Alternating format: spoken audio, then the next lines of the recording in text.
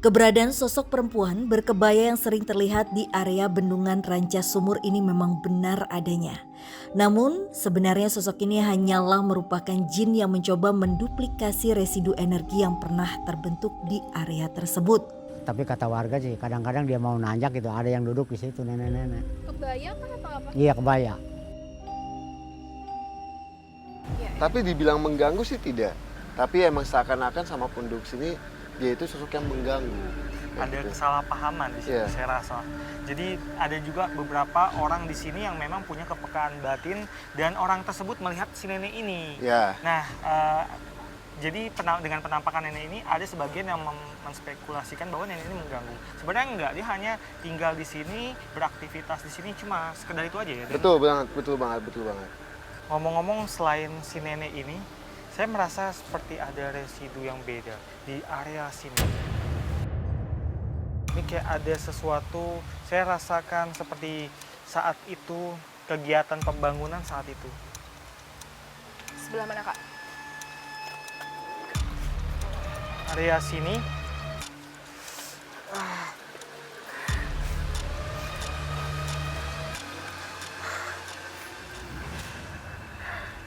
energi masa lalu. Waktu itu banyak sekali orang yang bekerja di sini. Mereka bawa palu, ada bunyi besi diketok-ketok, tang tang tang tang. Terus ada yang bawa batu-batu dengan menggunakan semacam kereta dorong. Mereka jalan dengan kereta dorongnya, membawa batu-batu itu. Dan ada juga suara anak kecil nangis.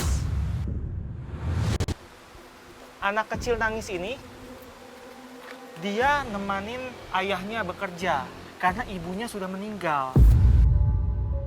Jadi si ayahnya itu bekerja, dan yang menyedihkannya, ayahnya ini dibayar murah sekali. Tapi dia nggak ada pilihan, karena selain dipaksa, dia juga butuh uang untuk kehidupannya sehari-hari. Dan, sebentar, ada sosok sebelah sini, pekerja yang kelelahan. Ini kayak dia menggigil sambil megang batu. Batu ini sebenarnya untuk dibuat fondasi, tapi dia menggigil. Dia kayak nggak sanggup kerja lagi, tapi dia dipaksa untuk kerja. Ya mau nggak mau dia tetap melaksanakan tugasnya itu. Iya. Kasihan dia. Di sini ada suara derap langkah. Derap langkah itu seperti sepatu boot. Sepatu boots. Di sini ada pengawasnya. Dia mengawasi. Dia pakai baju seperti baju kemeja. Warnanya itu kayak coklat muda. Kemudian dia pakai celana pendek warna coklat tua. Dan kemudian dia pakai sepatu boots yang tingginya segini. Dia jalan sambil mengawasi orang-orang.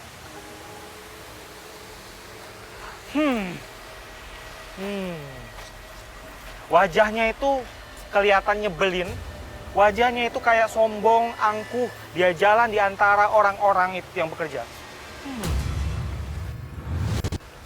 Kemudian dia melihat ada yang malas-malasan. Hey, what?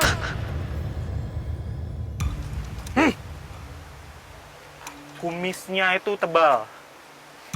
Dan dia nggak sendiri. Ada beberapa temannya mengawasi dari jauh juga. Dia ini suka nendang-nendangin orang-orang yang malas-malasan. Dan, saya dapat fakta lagi di sini. Dan, coba dengar, rasain.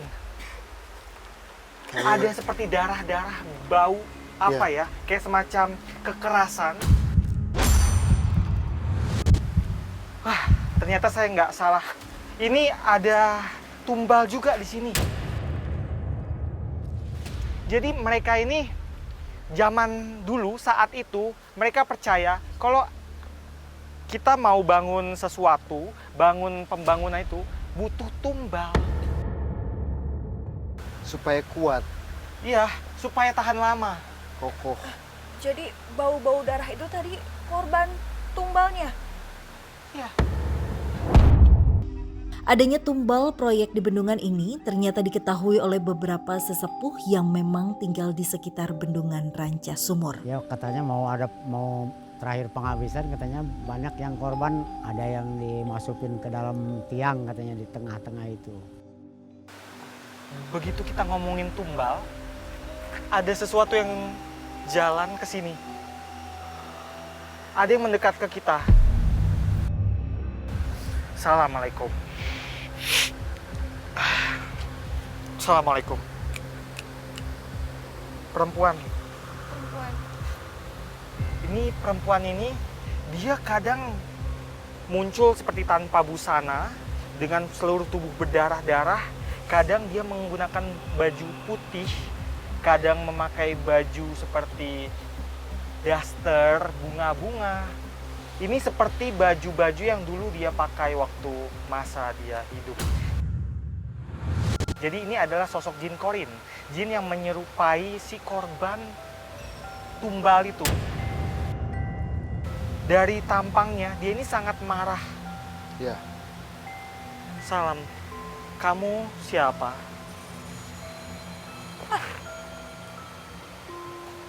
Dia teriak kecil, dia melotot ke saya. Ya, maaf. Ya, saya mengerti. Ya, dia seperti ini.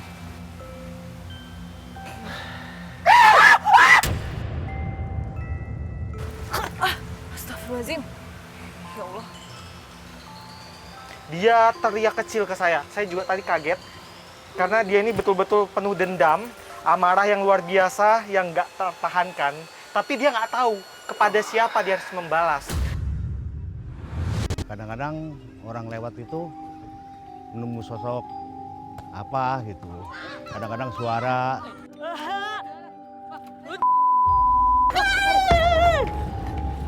Ya udah, kamu pergi lagi sana, boleh ke tempat asalmu ya. Maaf. Assalamualaikum. Kenapa, Den? di sungai ini kayak ada yang memanggil saya untuk ke sana. Sosoknya itu kayak kakek tua, tapi bisa menjelma kayak seperti hewan. Entah apa yang terjadi di kala kami sedang menuju sungai, tiba-tiba saja Den Ananda mendapatkan gangguan dari sosok makhluk astral yang ada Keluar. di tempat ini. Assalamualaikum. Kebetulan. Jangan sekarang. Allah. Udah ayam kok. Bergantian. Nanti aja, nanti. Nanti. Cepat. Kita nggak ada perjanjian hari ini kan? Nggak saat ini kan? Tadi Nggak ada udah perjanjian. siapin anak dia. Iya, tapi bukan sekarang. Enggak, aku butuh. Nanti. Mana ayam? Mana ayam kok? Siapkan. Iya, nanti. Kamu siapa? Nunggu di sini. Iya, Penunggu saya siapa? paham. Penunggu siapa? Penunggu di sini yang Penunggu tadi. di sini. Tadi diajak ngobrol sama Den. Terus mereka kayak ngomongin ayam. Nanti kalau udah waktunya dikasih, tapi bukan sekarang. Ya. Lu jangan pengambil-ambilan nih. Aku suka makan. Siapa nama kamu? Kijoko. Kijoko. Siapa? Kijaka. Kijaka. Aki udah lama di sini. Dari kapan Aki? Lama sama kemana bangunan. Sebelum ada bangunan ini. Berarti Aki lihat waktu kejadian-kejadian di sini ya semuanya. Boleh cerita nggak sama kami? Kami mau tahu. Ya, Ada apa aja di sini? dulu jam bangunan ini masih dibangun. Dulu, ya. Banyak sekali tumbal yang Banyak sekali tumbal. Ada berapa tumbal Aki tepatnya? Saya nggak terlalu jelas kelihatan. 3 sampai 4. Ada berapa? Aku butuh ayam. Siapin di bawah. 3. Coba enggak. Siapin di bawah ya. Enggak. Ya. Ya. Siapin di bawah ya. Jangan. Aki, jangan.